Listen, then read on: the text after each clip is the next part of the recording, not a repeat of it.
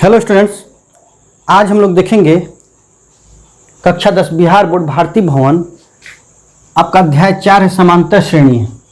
तो आज हम समांतर श्रेणी में आपका क्वेश्चन देखते हैं। समांतर श्रेणी में आपका जो है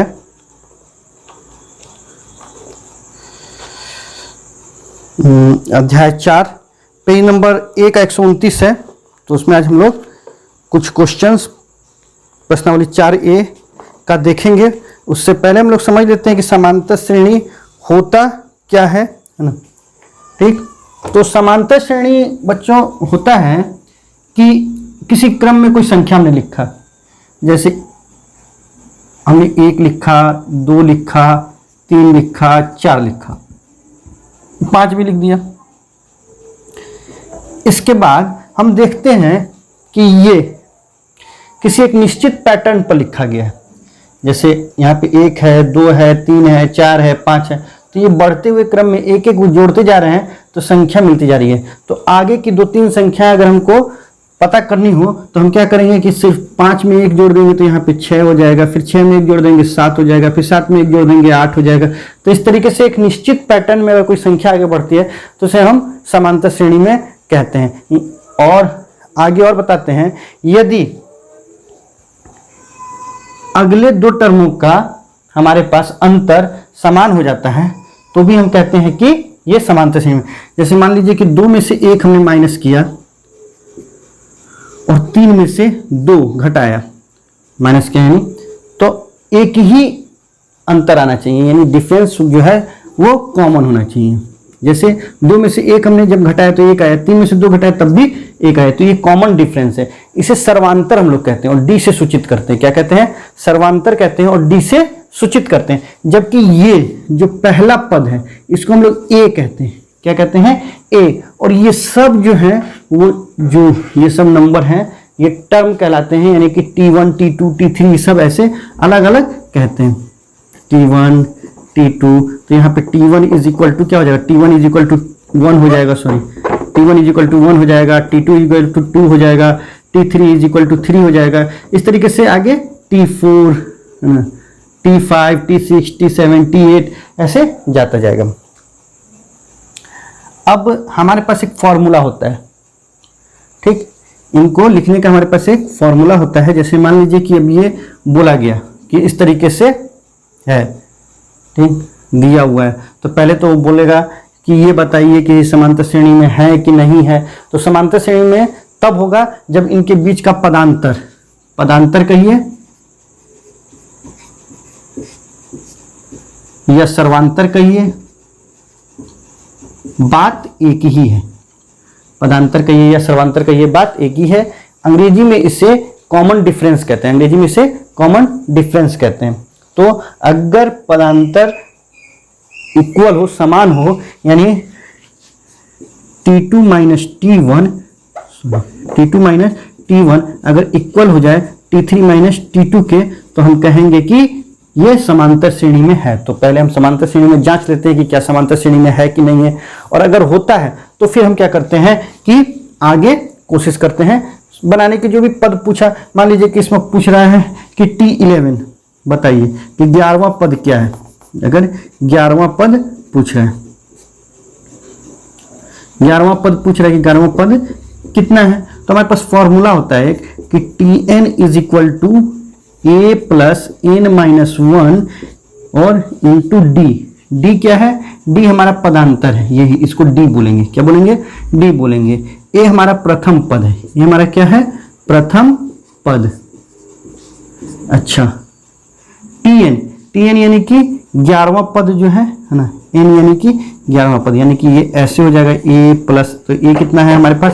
ये हमारे पास 1 है, 1 प्लस एन क्या है? एन 11 है, तो 11 माइनस 1 क्योंकि फॉर्मूला में है। और डी हमारे पास क्या निकल के आया है? डी हमारे पास 1 निकल के आया है, तो गुने 1 हो जाएगा। तो 1 जोड़ 11 में से 1 घटा देंगे तो 10, 10 में 1 से गुणा करेंगे तो 10 हो जाएगा। 10 और 1 11, तो 11वां पद भी 11 होगा। ये तो सीधे गिनती ही है, तो 11वें नंबर पर 11वीं गिनती आएगी। और भी अगर ऐसा समांतर श्रेणी होता लंबा दूसरा कोई दूसरे प्रकार का, तो उसमें हम लोग ऐसे ही निकालते हैं। तो आपको समझ में आ रहा होगा कि हम क्या बोलना चाह रहे हैं। हम बोलना चाह रहे हैं कि सबसे पहले हमको ये जानना है कि पदांतर क्या होता है। पदांतर क्या होता है कि लगातार दो संख्या, जैसे ये T1 है, ये T2 है, ये T3 है, ये T4 है, जो भी है, इन सब के बीच में जो पदांतर है यानी कॉमन डिफरेंस है वो सेम होना चाहिए, एक जैसा होना चाहिए, तभी ये समांतर श्रेणी में होगा। अब इसके लिए जांचने के लिए फॉर्मूला क्या है, T2 minus T1 is equal to T2 minus T3 minus T2। अगर ये हो गया तो वो समांतर श्रेणी में, अगर नहीं हुआ तो समांतर श्रेणी में नहीं है। अब आगे की रही बात कि जब हमें निकालना होगा कि 11वां पद बताइए, 12वां पद बताइए, या कुछ भी कोई भी पद बताइए, तो उसके लिए फॉर्मूला है हमारे पास, ये सूत्र है। इस सूत्र को आपको याद रखना है। Tn is equal to A plus N minus one into D. तो ये कोई ज़्यादा डिफिकल्ट नहीं है, ज़्यादा कठिन नहीं है समझने के लिए, तो ये हम लोग समझ लेंगे, ठीक, याद कर लेंगे। याद क्या कर लेंगे, बनाते बनाते, सॉल्व करते करते ये मैथ हमको खुद याद हो जाएगा, ठीक। तो ये रही एक बात। और दूसरी बात, अच्छा आगे आता है, तो जैसे जैसे आता जाएगा वैसे वैसे हम आपको बताते जाएंगे, क्योंकि अगर आपको सब यहाँ पे अभी बताया जाए तो लगेगा कि बहुत डिफिकल्ट है। हालांकि डिफिकल्ट कुछ भी नहीं है। आप हमारे साथ बने रहिए हमारे चैनल पर और देखिए, बहुत आसानी से हम लोग ये आने वाला बोर्ड एग्जाम बिल्कुल क्रैक करेंगे, अच्छे से अच्छे नंबरों से पास करेंगे। मैथ में बहुत अच्छा नंबर आएगा हमारा, ये हमारा आपसे वादा है। आइए शुरू करते हैं हम लोग एक्सरसाइज 4A यानी प्रश्नावली 4A, जो कि पेज नंबर 137 में है। क्वेश्चन नंबर 1 बोल रहा है, जांच कर बताइए कि निम्नलिखित में कौन कौन समांतर श्रेणी है। समांतर श्रेणी होने की दशा में आगे के 3 पद निकालें। तो आइए हम लोग देखते हैं कि ये समांतर श्रेणी में है कि नहीं। तो जैसा कि हमने, अगर आपको याद हो तो बताया था कि T2 माइनस T1 अगर बराबर हो जाता है T3 माइनस T2 के, तो हम कहेंगे कि ये समांतर श्रेणी में, अर्थात पदांतर अगर या सर्वांतर जो भी कहिए, अगर बराबर हो जाता है तो हम कहेंगे कि ये समांतर श्रेणी में है, क्योंकि एक निश्चित जो है रूल को फॉलो कर रहा है, एक नियम को, एक मतलब कि निश्चित नियम को फॉलो कर रहा है, तो का अनुसरण कर रहा है, तो हम इसे कहेंगे कि ये समांतर श्रेणी में। तो आइए देखते हैं। तो यहाँ पे हम कहेंगे T1 क्या है, 2 है, T2 4 है, T3 8 है। ये 3 ही हमको जरूरत है, तो 3 का जरूरत है, तो 3 हम देख लेते हैं। तो T2 माइनस T1 यानी कि 4 माइनस 2 इज इक्वल टू कितना आया, 2 आया। अच्छा, ये T3 है। और T3 माइनस T2 यानी कि 8 माइनस 4 कितना आया, 4 आया। तो यहाँ पे देखिए फॉलो नहीं कर रहा है रूल, D इक्वल नहीं है, इस यहाँ पे आया 2, यहाँ पे आ रहा है 4, यानी लिखेंगे क्योंकि T2 minus T1 is not equal to T3 minus T2, यानी T2 घटाओ T1 बराबर नहीं है T3 घटाओ T2 के, तो हम कहेंगे इसलिए यह समांतर श्रेणी में, समांतर श्रेणी नहीं है। तो बात ही खत्म, जब नहीं है तो बात ही खत्म हो गई। आगे हम लोग देखते हैं क्वेश्चन नंबर 2। यहां पे देखते हैं, यहां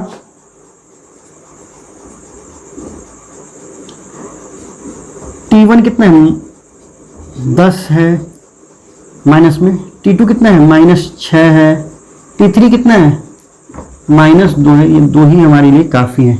तो T2 माइनस T1 क्या है, तो -6 और -10,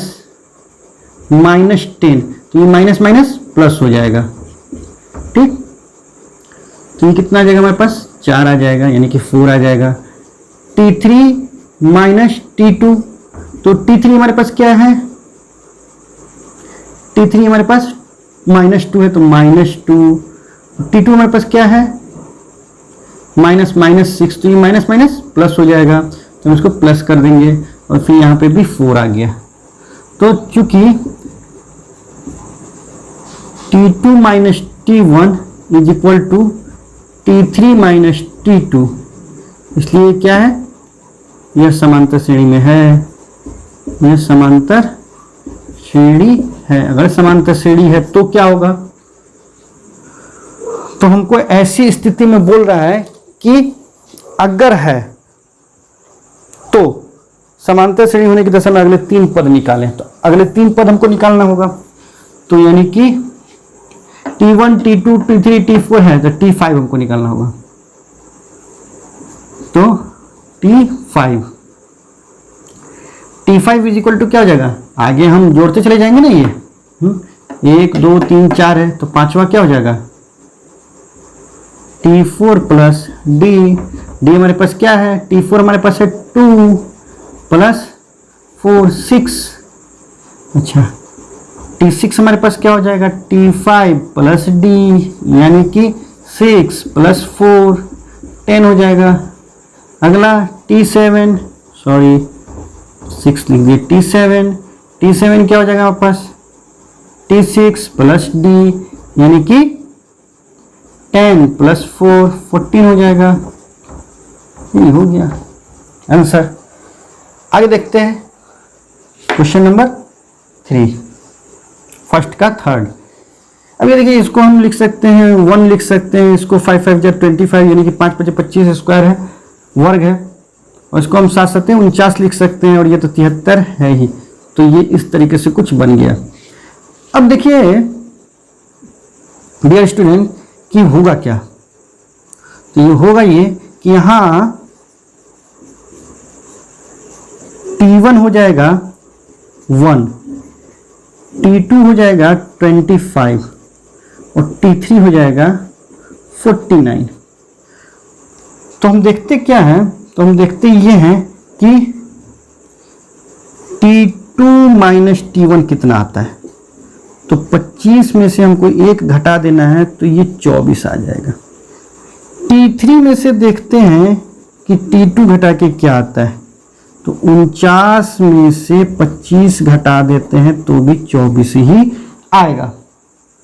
तो ऐसी स्थिति में दोनों बराबर हो गया, यानी सर्वांतर हमारे पास 24 हो गया। अब वो बोल रहा है अगले 3 पद, यानी कि 1 2 3 4 दिया है तो पांचवा पद T5 निकालना है, तो T4 जोड़ D होगा। 1 2 3 4 T4 है 73, तो 73 जोड़ 24 क्या होना चाहिए 97 होना चाहिए। T6 के बारे में बोल रहा है, तो ये T5 जो D होना चाहिए, यानी कि 97 जोड़ 24 होना चाहिए। तो कितना हो जाएगा 121 हो जाएगा। और T7 यानी कि T6 जो D होना चाहिए, तो 121 जोड़ 24 यानी कि 145 होना चाहिए। तो थर्ड हो गया। फोर्थ देखते हैं हम लोग। बोल रहा है यहाँ पे T1 कितना है, T1 है हमारे पास 0.2, T2 हमारे पास है 0.22, T3 हमारे पास है 0.222। तो आइए देखते हैं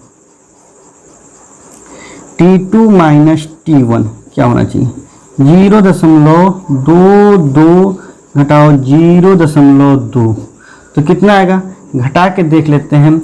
अगर आपको समझ आता है तो ठीक है, नहीं समझ में आता है तो यहाँ पे देखिए 0.22 है, इसमें से 0.2 यानी कि यहाँ पे 0 दे देते हैं, घटा देंगे तो 2 हो जाएगा, ये 0 हो जाएगा, ये 0 हो जाएगा, तो यानी कि यहाँ पे है 0.02।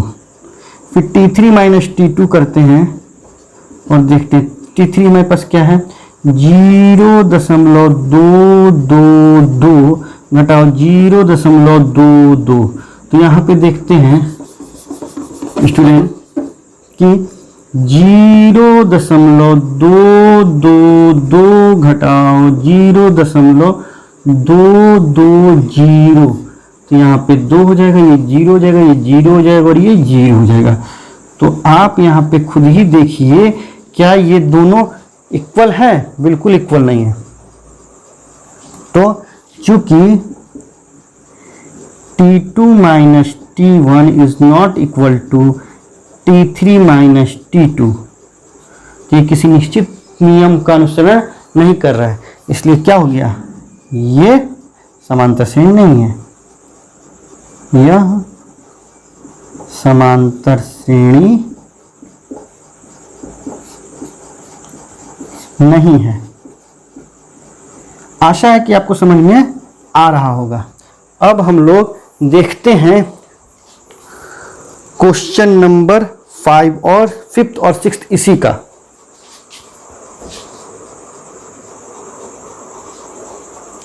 तो ये है हमारा 5वां और 6ठा, ये भी देख लेते हैं।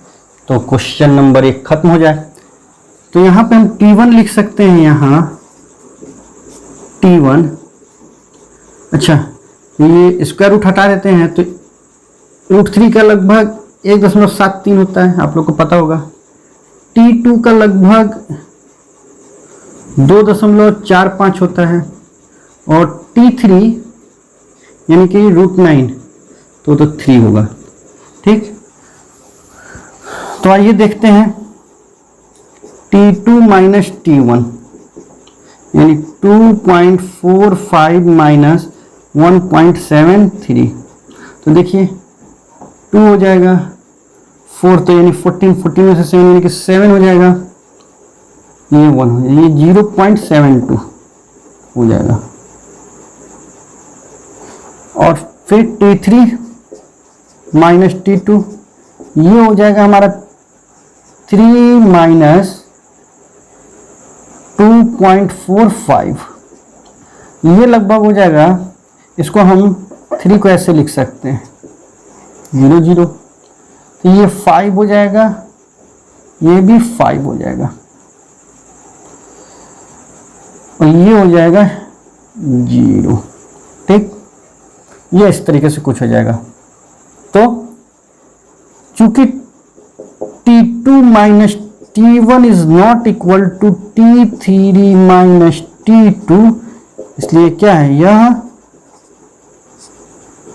समांतर श्रेणी नहीं है। समझ में आया, आ गया होगा। यहां T1 51 है, T2 59 है, और T3 67 है।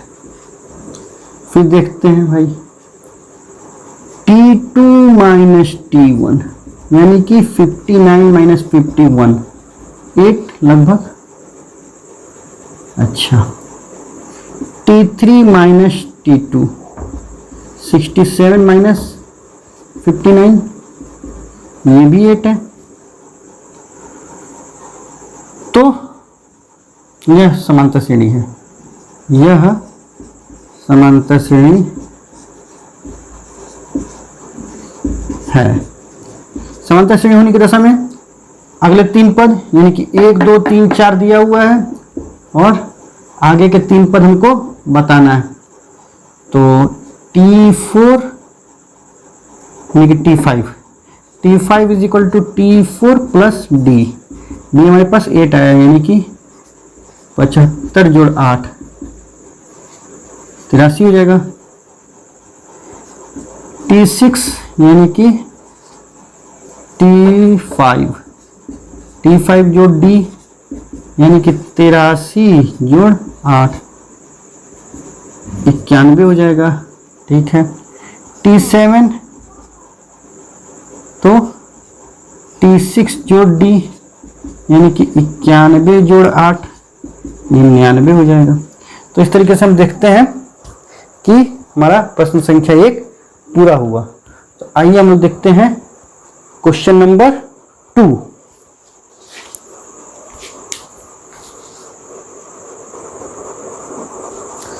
तो ये है क्वेश्चन नंबर 2 का पहला। देखते हैं हम लोग। बोला यदि x प्लस 2 3x और 4x प्लस 1, यदि x प्लस 2 3x और 4x प्लस 1 समांतर श्रेणी में है तो x का मान ज्ञात करें। तो जैसा कि हम जानते हैं कि अगर समांतर श्रेणी में है तो यदि x प्लस 2 3x और चूंकि लिख देते हैं, चूंकि x प्लस 2 3x और 4x जोड़ 1 समांतर श्रेणी में, समांतर श्रेणी में है, इसलिए इतना माइनस इतना 3x minus x plus 2 is equal to 4x plus 1 minus 3x होना चाहिए। ऐसा होना चाहिए कि नहीं होना चाहिए? होना ही चाहिए। तो फिर दिस इंप्लाइज दैट अब 3x माइनस प्लस माइनस, ये भी माइनस और ये भी प्लस है तो माइनस 4x में से 3x माइनस हो गया तो कितना हो जाएगा? x हो जाएगा। 4x है और 3x यहाँ पे, 4x में से 3x हमने घटा दिया तो x बचा, जोड़ 1।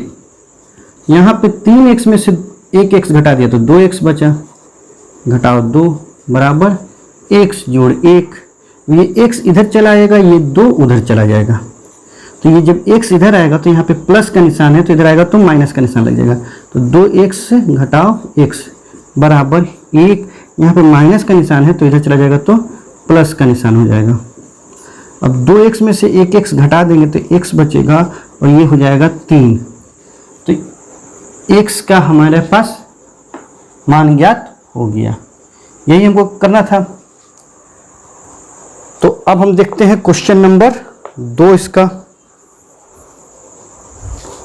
आप लोग इसे वीडियो पॉज करके नोट कर लें।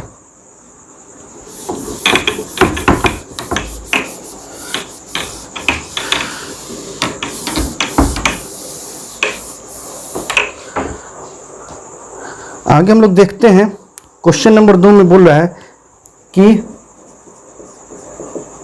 दूसरा का सेकंड है, यदि किसी समांतर श्रेणी के 3 क्रमागत परिक्रमशः 2x जोड़ 3 5x जोड़ 1 और 6x जोड़ 3 है तो x का मान अभिकलित करें। यही है, तो ये समांतर श्रेणी में वही बात, चूंकि 2x जोड़ 3 5x जोड़ 1 और 6x जोड़ 3 समांतर श्रेणी में, समांतर श्रेणी में है, इसलिए इतना माइनस इतना बराबर इतना माइनस इतना, तो 5x जोड़ 1 घटाओ 2x जोड़ 3। हमेशा इसको ब्रैकेट में रखिएगा क्योंकि माइनस का बहुत खेल होता है, तो नहीं ब्रैकेट में रखिएगा तो आप ही के साथ खेल हो जाएगा एग्जाम में। 6x plus 3 minus 5x plus 1।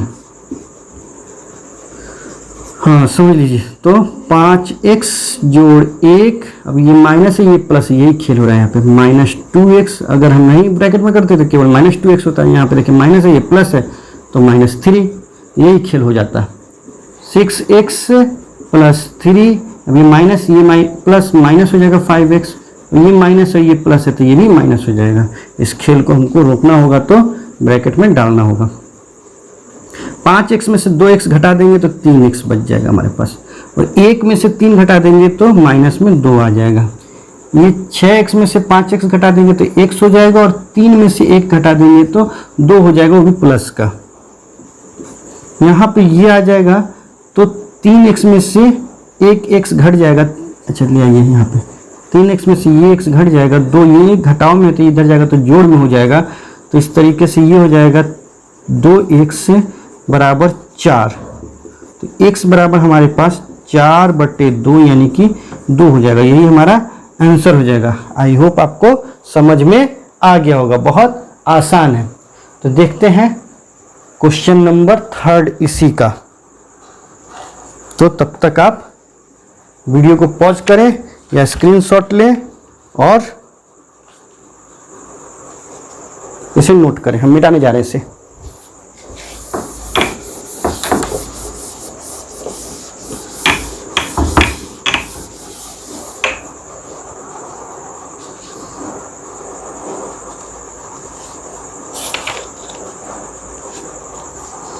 अगला हम लोग देखते हैं दूसरा का तीसरा।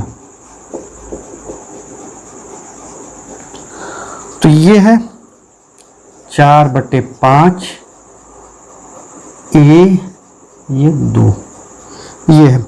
अगर 4/5 ए और 2 किसी समांतर श्रेणी के 3 क्रमागत पद हैं तो ए का मान ज्ञात कीजिए। वही तो लिखेंगे, चूंकि 4/5 ए और 2 समांतर श्रेणी में हैं, इसलिए इतना माइनस इतना, ए माइनस 4/5 बराबर 2 माइनस ए। तो देख लेते हैं क्या होगा। 5 एकम 5, तो 5 ए घटाओ 4/5, ठीक, बराबर 2 घटाओ ए। अभी कैसे है एक बार और समझिए। 5 में ए से गुणा किया तो 5 ए घटाओ 4, भिन्न का घटाव है।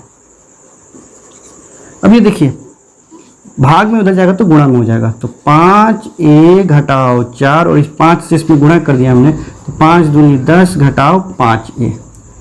अब ये इधर आ जाएगा, ए वाला इधर आ जाएगा और अंक वाला उधर चला जाएगा, तो 5 ए ये घटाव में तो इधर आ जाएगा जोड़ में, 5 ए बराबर 10 जोड़ 4, तो ये हो जाएगा 5 5 10 ए और ये हो जाएगा 14। तो ए बराबर क्या हो जाएगा, 14/10, 2 से काट देंगे, 2 सत्ते 14, 2 पच्चे 10, तो हमारे पास 7/5 हो जाएगा। ये हमारा answer, this is our answer. तो हमने देखा, हमने अध्याय 4 को समझा, समांतर श्रेणी होता क्या है, और फिर हमने प्रश्न संख्या 1 और 2 को सॉल्व किया। आराम से सॉल्व करेंगे, अच्छे से सॉल्व करेंगे, बहुत आसान एक्सरसाइज है। चूंकि वीडियो थोड़ा लंबा हो गया है, इसलिए हम क्वेश्चन नंबर 2 तक अपने आप को सीमित करते हैं इस वीडियो में। अगले वीडियो में हम और क्वेश्चन नंबर 3 और उससे आगे लेके आएंगे। तो आशा है कि आप हमारे साथ बने रहेंगे। अगर आपको हमारा वीडियो अच्छा लगा हो तो इसे लाइक कर दें, हमारे चैनल को सब्सक्राइब करें। Thank you for watching, good bye.